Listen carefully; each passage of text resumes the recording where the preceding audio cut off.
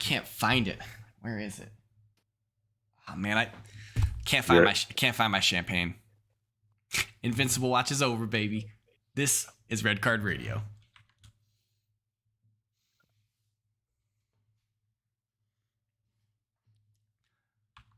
Good morning, good evening, good afternoon, whenever you're listening from. Thanks for tuning in. Red Card Radio is a weekly look at the Premier League from three friends who support different clubs. As always, my name is James. I support Arsenal. That's Brad. He supports Chelsea. And that is Sean. He supports Tottenham. Gentlemen, hello. Good evening. What's up? I got a question, James. Hit me with it. Were you expecting like champagne to be poured on you? Because like you looked up for a good long while looking for your champagne. So there's a couple shelves. You've been to my house, Brad. You know that there's shelves above my computer setup. So you out here talking smack when you know. It looked like you were waiting for the champagne to just come raining down on you.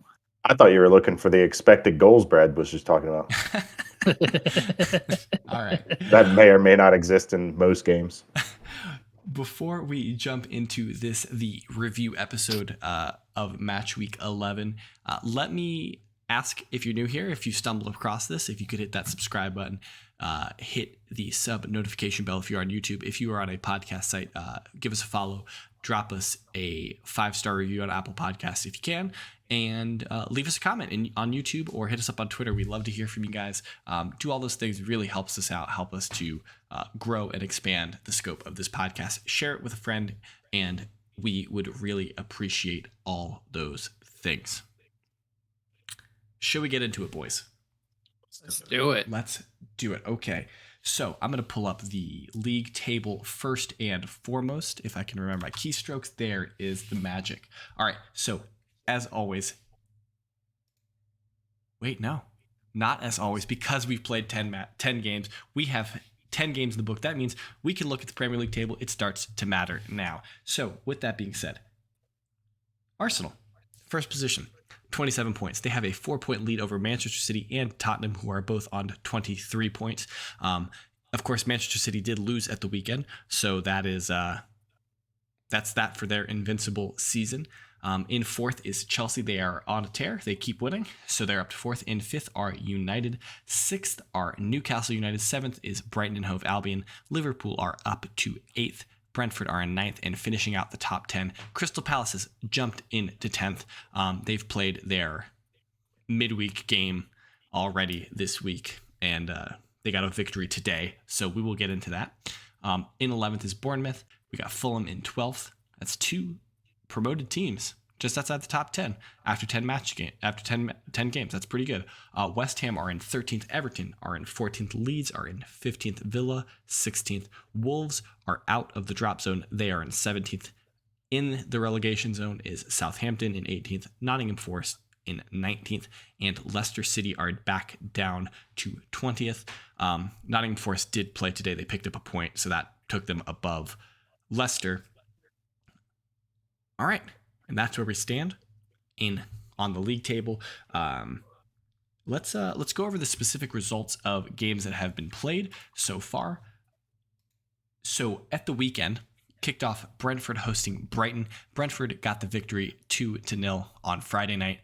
Saturday, Leicester and Palace played to a 0-0 draw. Fulham and Bournemouth in the promotion commotion played to a 2-2 draw. Wolves got a victory against Nottingham Forest 1-0. Spurs and Everton rounded out Saturday. Spurs get the 2-0 victory at White Hart Lane. I was expecting more, but 3 points. Sunday morning, Villa hosting Chelsea. Villa Park. Chelsea were battered, but Chelsea win 2-0. Leeds hosting Arsenal at Ellen Road. Arsenal were battered. Arsenal win 1-0. United and Newcastle played to a 0-0 draw, though that might be an unfair result. We might need to touch on that. Southampton, West Ham, 1-1 draw, and Liverpool City. Quick recap for you guys, because we did predict that game. Brad predicted 3-0 to City. Sean predicted 5-0 to City. James predicted 2-1 to Liverpool. That game indeed ended 1-0 to Liverpool at Anfield. That means I'm most correct, so you guys can heap praise upon me now. Not happening. I'll take it. We all get it wrong. I'll take it. We didn't all get it wrong. No, get out of here. No. Anthony Taylor got it all wrong. Whatever. Two games have been played from the midweek fixtures. Those were both played today. Brighton and Nottingham Forest played to a 0-0 draw, and Crystal Palace and Wolves. Crystal Palace get the 2-1 victory against Wolverhampton Wanderers. For those listening, and tonight, that means we did record this Tuesday night before the Wednesday games have taken place. Correct. As this comes out on Wednesday, you don't know when you're listening to it. So just wanted to give that little disclaimer. Yeah. So if you're picking this up first thing tomorrow morning, then you're kind of like, well, why did they talk about Brentford Chelsea? We did. It was last week's preview episode. So go back and check that. You should be linked to it in the video. At the end of this video, you should get a link to that video. So check that out. If you have any questions about our thoughts about the upcoming games to the end of this match week. But we're going to kick it off first. We're going to talk about Liverpool and City. Who wants to kick us off? I've been talking for 5 minutes. Who wants to? Yeah, I'll take it. All right. All I got to say is, what? What? Just what? Just what? Anthony Taylor made himself seen. We shouldn't know who the ref is in any of these games. That's just your Anthony Taylor show. Okay, it's not. What? Give me specifics, Brad. What? Well, Holland did get kicked in the ding ding. That is true. That's the last tackle. What was it? There were a couple of other ones. Salast. What do you mean? The tackle on Salah. Oh, so Bernardo Silva on Salah. Okay, yeah. Time out. But when you say Anthony Taylor was seen, that would mean that you think that Anthony Taylor so impacted the game that Manchester City should have, that this result is unfair. In my opinion, when you say that, what you're saying is that you think that this result was unfair. Do you think that this I don't think we know what the real result is. Okay. I don't know if it's unfair or not. I don't know what the real result of this game is because there was such a big impact. Like, how is it that all of these coaches have issues with Anthony Taylor? It's at least 2 or 3 that have been kicked out from him. All right. Sean, I'd like to propose that we ban Brad from talking about Anthony Taylor. We just need a beep, a button that beeps that you can just hit. And anytime he's about to say, anytime he starts and you just hit the beep. What we need to do is we need to get a shock collar. Anytime that the thought Anthony Taylor comes into his brain, he just gets a shock. I wish I didn't have to think about Anthony Taylor as much as I do. I don't think that this game came down to Anthony Taylor. I think you like Baldies. I think you like thinking about him. Yeah, no, we're like, first of all, I don't know if you guys saw these anecdotes that Klopp has been charged by the FA for his sideline antics. I'm not sure if that was a result of last week or this past weekend. I don't remember which one. He was fairly aggressive either last week or this past weekend. He got sent off against City for kind of like going chest to chest with the linesman. And I wish it were true. I know it's not, but I saw a report that in retaliation, Klopp has hired lawyers to challenge Manchester City on the fact that they're xenophobic. Okay, so there's been some reports that the hierarchy at City believe that some of the comments that Klopp made coming into the game were xenophobic. Okay. And so Klopp apparently. So that's what the report today is that Klopp has. That's what it's in retaliation. Engaged some lawyers to clear that situation up. Who knows if it's true? His comments were not xenophobic, so it's a ridiculous claim. Klopp certainly should be charged by the FA. If Thomas Tuchel was charged and Antonio Conte were charged after the Chelsea Tottenham match, then the Klopp absolutely should be charged. But he was entirely correct. Everything that Klopp did was okay in my book. The fact that neither the linesman nor the referee thought what Bernardo Silva had done to Mo Salah was a foul is laughable. Bernardo Silva was all over him. And I don't know why they didn't call a foul. And Klopp has every right to be irate. I mean, should we teach our children to go chest to chest with the linesman when we don't like a call? No. But this is professional football. These are all men. They got that entirely wrong, and Klopp has every right to be irate, especially in that moment. But it didn't change the game. What changed the game was a defensive error by John Casello. Cancelo had a poor match, and he got drawn out twice. And if it wasn't for the clown that is Darwin Nunez just doing clown things, then Liverpool would have won the game 2-0.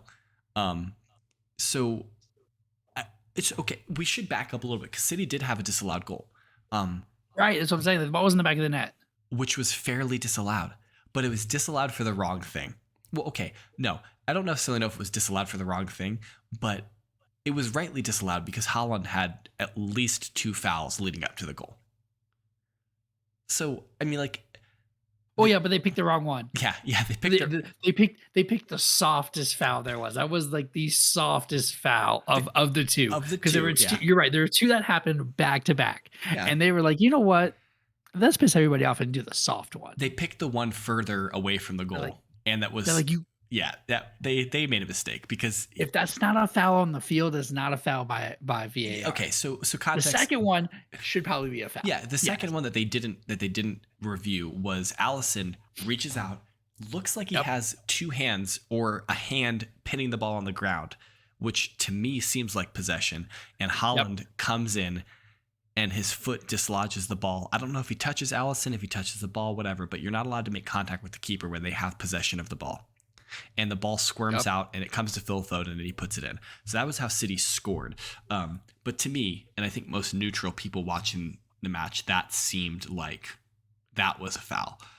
Mhm. But they called That was the more egregious. If you're Yeah. calling a foul on that play, if you're calling the goal back because of a foul on that play and it's not that foul, it seems I don't know what you're looking seems at. to me City would be less aggrieved if that was the foul that they called. But Correct. I still don't think that I just don't buy the argument that Anthony Taylor and VAR so vastly impacted this match that it should have at least ended in a draw. I disagree with that comment in that thought process entirely.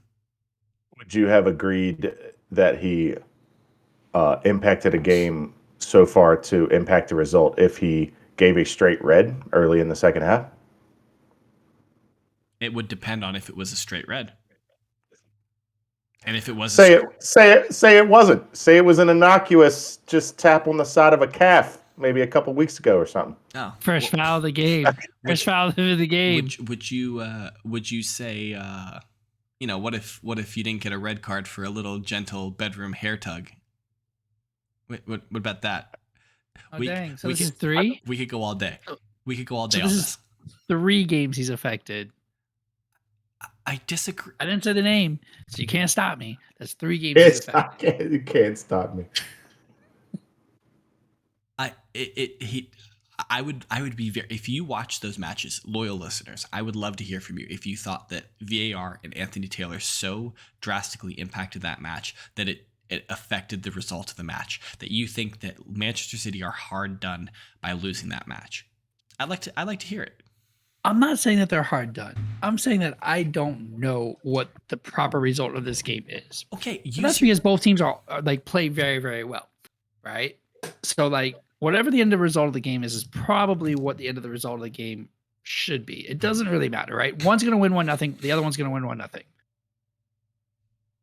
We don't know because all we're talking about is Anthony Taylor. What do you mean we don't know? You're talking about Anthony Taylor. I just want He you to, said the referee had a blown call. who? And VAR had a blown. You did. Me? Yes. I said that they missed 1 foul. You're allowed to miss a foul. And then they called the wrong foul to rule out the goal. No, okay, yes, I Still did would've say ruled that, out the goal. but they still That's would what have I ruled out the goal is my argument. So the goal, it wouldn't have mattered which foul they called, and the one that they did call a foul was technically a foul. So it was just a soft foul. I think that you're just on this. You are on an Anthony Taylor. You have a vendetta against Anthony Taylor, and you hope when Howard Webb comes in as the new boss that he acts as Anthony Taylor, because there can be only one bald referee, and that's what you're hoping. But yes, whatever. We have to move on. Unless you guys have any other thoughts that you need to get out about this match.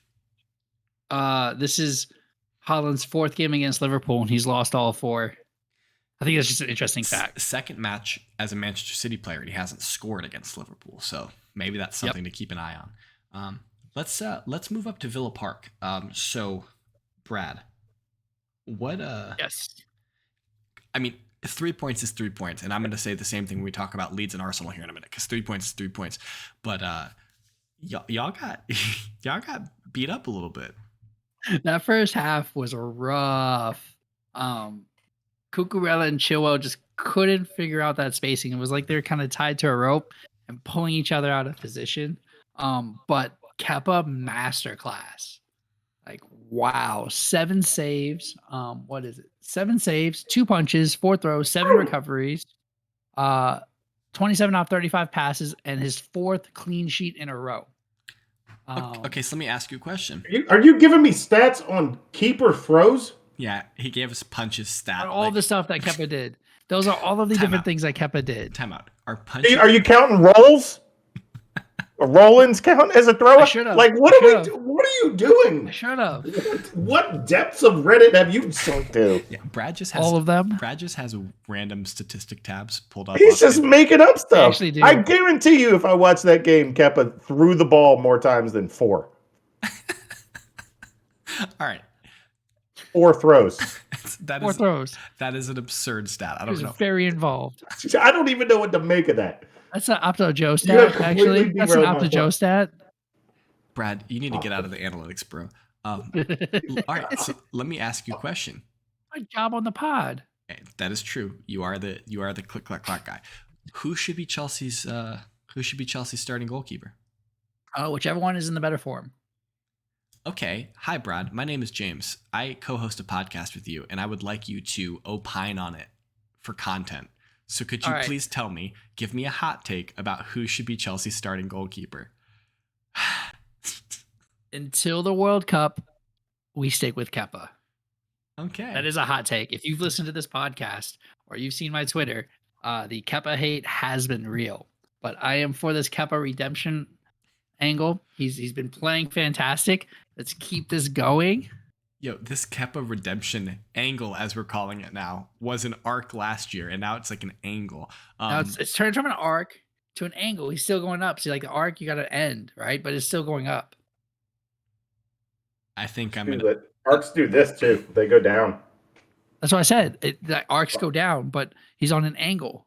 He's going upwards. I don't think you're using the word angle quite correct there, Brad. I think we're going with it though. Might need to send this to a person who's a geometry teacher and ask him to rate your math. This is the first time since December 2016 where we've won 4 games in a row and kept 4 clean sheets. Pop quiz: who was our manager in December of 2016? It's a hard question because we've gone through so many. December of 16. Sorry. That was Conte. What was your answer there? I was thinking, I'm sorry that I let you ask this question, but it was Conte. You wanted to say sorry though. Was it Conte or was it Jose? It was Conte. Okay. It was Conte. I wrote a single note from the Chelsea game. Yeah, let's hear it. Looking at the schedule. Brad, you good? Yeah. What you mean? 4 points back. Third, City's vibing. Arsenal's vibing. Yeah. 4 points back with the game in hand. Okay. 4 points back of Spurs. Let's make that clear. Right. You're 4 City. And City. Sure. Spurs and City. Yeah. And who are 4 points back of Arsenal. And we really should have. And just getting absolutely dump trucked by Villa, by the way. It doesn't matter what the scoreboard say. Yeah, sure. XG don't matter. Goals matter. Time out. I agree with you, but we do need to have a conversation about the feels of Chelsea then. Okay, so make your point. Y'all good? That's my question. Y'all good? Make your point first. Yeah, we definitely good, but also we should be 2 points higher, and you guys should have 1 point less. So we really should be with a game in hand, 1 point behind you guys. But that's okay. I won't mention his name and why we're not. So yes, I'm great. The feels are awesome. That was a gritty, tough win, and we did it. So you don't have any concern about the way Chelsea are playing. Sure, they've got to win. But do you think they're playing against Aston Villa, who are dysfunctional as hell this year? Like, things are going wrong at Villa, and it's obvious. And you guys got battered by them. And yes, you won the game, which is good, which is important. You got to win the games in front of you. You got to collect the points. But this is something I've been saying to Sean, is that like when you play against better teams, will you get punished? No. Because when we played against Milan, who are sitting third on the table, we beat them 5-0 in 2 games, across 2 games. That's true. I mean, but Europe is different than the league. And you know that. And I agree, but do you think what we played, our lineup is our best lineup? Because I don't. You would know better than I, so I'm not even gonna.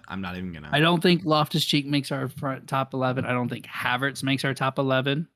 Sterling as a wingback doesn't make our top 11. Who are you playing if you're not playing Havertz? He's the only person on your team who can score goals. What do you mean? We have Sterling and Oba. And Mount. Mount got 2 awesome goals. I'm just trying to get the memes, I know. But I don't think either one of them is in there. I think Gallagher over Loftus-Cheek, or you can swing Loftus-Cheek to the right wing back right now because without Reese. You know who has more goals than Mason Mount? Who? Højbjerg. How many goals does Højbjerg have? 4. Okay. Sean's up on his stats. Yeah. Here's a stat for you to just make the point on Villa. If you just click on the table and then don't scroll down, you don't see Villa. Yeah, and we won. Because they're 16th and you can only see 14 spots until you scroll down. All right. I'm going to tie this up on a bow for you because I appreciate your confidence in your belief in your team. But if I was a Chelsea fan, I think I would be concerned. Now, I did say at the beginning of the season that I think Chelsea will be a different team after the World Cup than before the World Cup. I think that's even more true with a new manager, but I would just be concerned. That's all I'm saying. I also think I was missing those 2 games when Graham first got in there that have really helped us and sped this up. So I'm not as worried. Okay. Well, I want to turn our attention to Leeds and Arsenal and tell you why I'm concerned about Arsenal. So in the same vein, Arsenal beat Leeds. We got a 1-0 victory. It was an ugly game if you're an Arsenal fan, and maybe an ugly game if you're a Leeds fan as well, because Leeds played exceptionally well. They had a goal disallowed on, questionable decision on the field. It was Bamford was adjudged to have pushed Gabriel in the back. So, you can make of that what it is, but their goal was disallowed. Bamford missed a penalty. So, and then the red card that was given to an Arsenal player was overturned by VAR. So if you're a Leeds fan, rightly overturned, I will say, because that wasn't a red card on Gabriel in any reality. But if you're It's a foul. It's a foul. About that. It's a foul by Bamford on Gabriel. Within a retaliation in the box. How did he retaliate? By sticking his leg up. That wasn't a natural position. He got knocked to the Studs ground. up. He got knocked. Studs up. He got knocked to the ground, and he was rolling over, and his leg went up. He held his leg in a stiff position. He didn't kick out at him. He held his leg in a stiff position. Are you not allowed to protect yourself with your extremities? Is it different if he had held his hands up so Bamford doesn't fall on him? Is that a different story? Are you saying because he's not allowed to? Here's what I want to ask you: are you more thankful for the ref's gifts to you on the weekend, or are you more thankful for Liverpool beating City? Beating Silly. That's a good slip. Beating City and giving you breathing room against the Juggernauts. So I have to be more thankful for 3 points than anything. Arsenal didn't deserve 3 points from that match. And I'm very thankful that we got it. But I will say, it was a good question because you could go either way. You certainly could. I mean, obviously, having breathing room against Manchester City is important. But my takeaway from the game is that you were asking for this, like, for Arsenal. You were saying, I hope Arsenal look tired. Arsenal look tired, in my opinion. I think that we didn't ever get going, and this is the second game in a row where we didn't get going. In the second half against Bodo, in Norway, we didn't get going. Now, different levels of opponents here, obviously. And then in the second half against Leeds, we didn't get going. Now, maybe you can attribute that to, 4,200 miles round trip, whatever it was, kilometers. I forget what the measurement was. We had a lot of travel last week, and maybe you can attribute some of that to some fatigue to travel. But there was someone trying to make fun of the traveling fans in the Arctic Circle, where I'm pretty sure in the back of that high school football stadium, I could see the Northern Lights. yeah, So, I don't know who's trying to make fun of you for not going to the Arctic Circle for an away game on a Thursday. yeah. But get over yourself. There's plenty of things we can make fun of Arsenal for. It was a stupid comment on Twitter, and I appreciated it because you're asking people to fly to a tiny town in Norway on a Thursday. Northern Norway, by the way. So I don't know. I think I think that there is some concern for Arsenal. I think not having City right now is probably good for us because that game was postponed so that we could get our PSV match rescheduled. That was canceled because of the passing of the Queen. But I think there is cause to be concerned. I'm certainly happy that Arsenal got a result and got 3 points and keeps us top of the table and we're pushing. But we are one Xhaka injury away from our midfield falling apart, one Partey injury from our midfield falling apart. One Saliba injury from our defense needing to reshuffle. So, Aaron Ramsdale had an amazing game against Leeds. I don't have his throw statistic. Should. But he stopped a ball with his nuts. So, strong move. Our Gunners is not up to par here. The best save I saw was very early in the game off a scrum this might tip you to when it was. It was early, maybe around the 10th minute or so. Leeds corner, kind of a little scrummy head, doesn't go very far, maybe to the edge of the 6-yard box, like the corner of it. And the commentators were calling for, that could be a handball on Gabriel. And I'm thinking that there's 7 people there. He's never going to call that. Yeah. But it somehow bounces around, and a Leeds guy just outside the foot just instinctively knocks it. And Ramsdale just has to go down and gets a fist to it. Yeah. And it was pure ding ding out. Yeah. And pure reactionary. And I just thought, wow, that's a really good save. And consequently, Arsenal almost scored on the other end because of that. Yeah. And the commentators pointed that out as well. But how important that goal was, especially if it went the other way and scored. You still taking Dean Henderson as England's number 1 over Ramsdale? Yeah, he's single-handedly scoring points in Nottingham. He's just decided struggling there. He can't score on his own. So you know what he said? You know what? We can't lose games if we don't give up goals. So we're drawing 0-0 every game.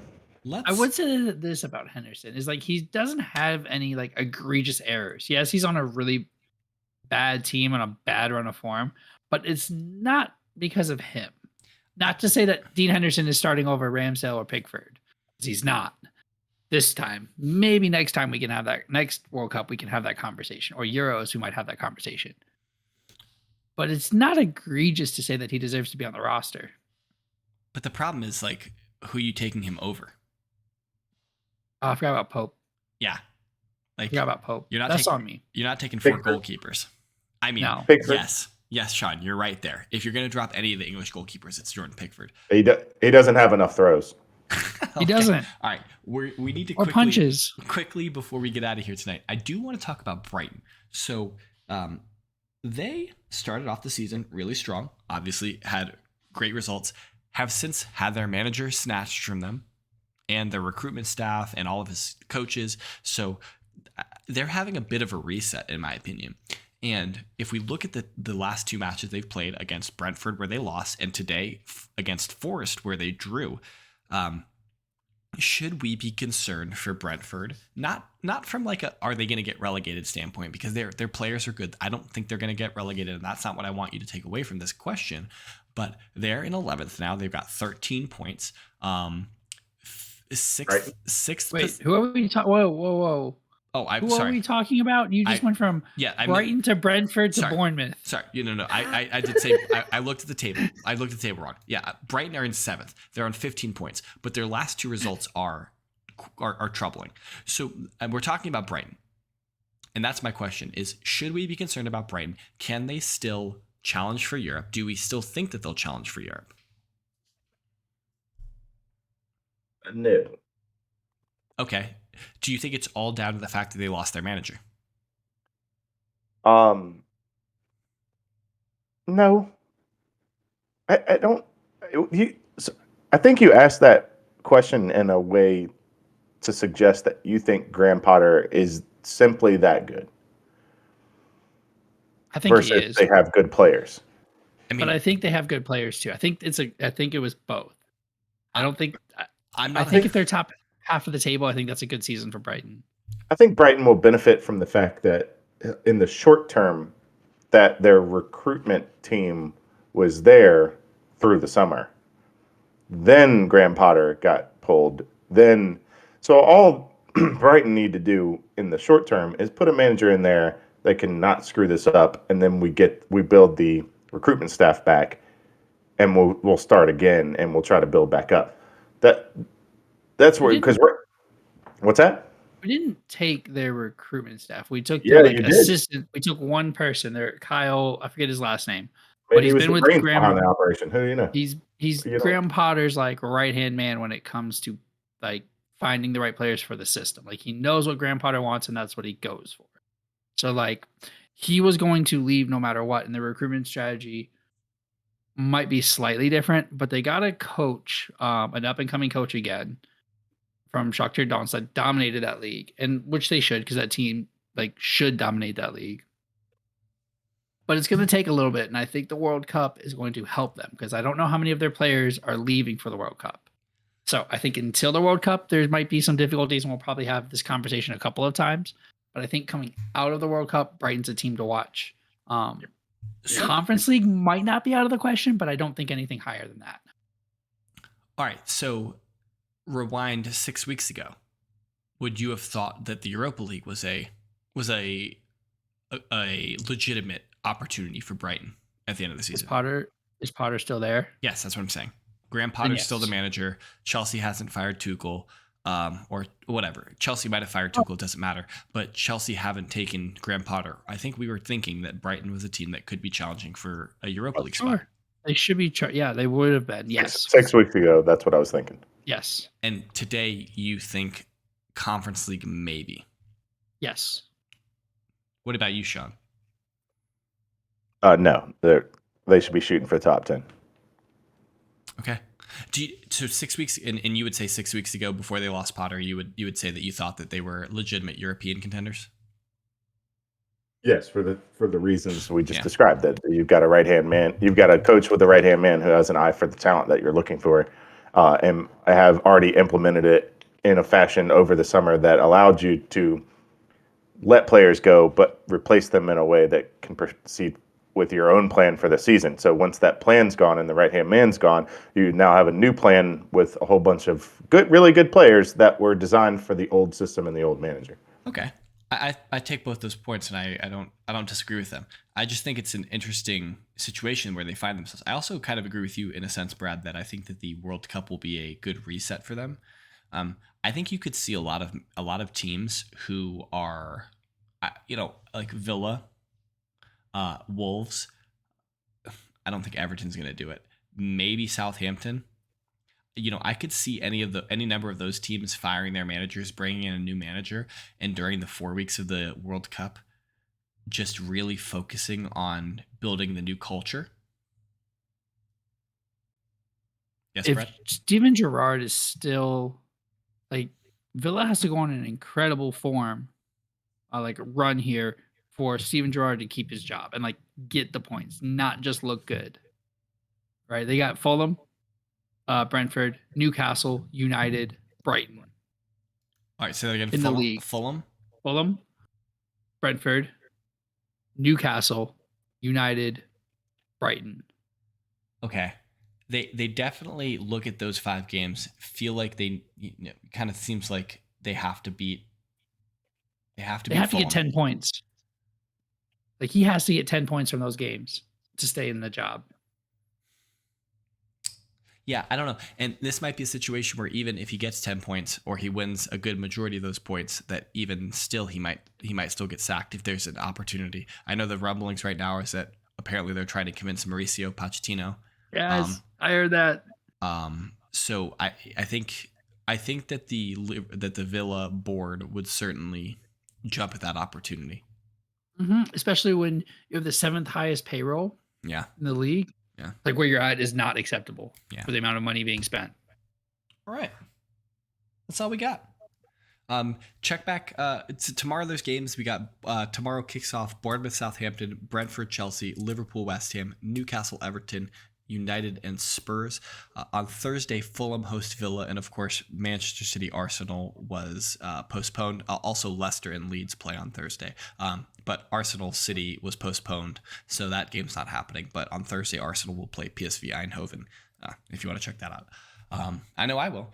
But if you're still listening and we're still deciding whether or not to hit the subscribe button, now I think is a perfect time to do that. Hit the subscribe button, ring the sub notification bell, leave us a comment down below. Tell us what you thought about the weekend's games, or what you're looking forward to, what's coming up. And if you think Anthony Taylor so drastically impacted the Liverpool City game that the results should be different, hit us up on Twitter. That's at KSBradG.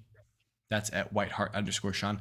I am at James Tiffany. We collectively are at redcard_radio. You can hit us up any there and on any of them, and we'll get back to you. And yeah, thanks for listening. We really appreciate it. We'll see you next time. Check back later this week for the news and a preview episode. Have a good one.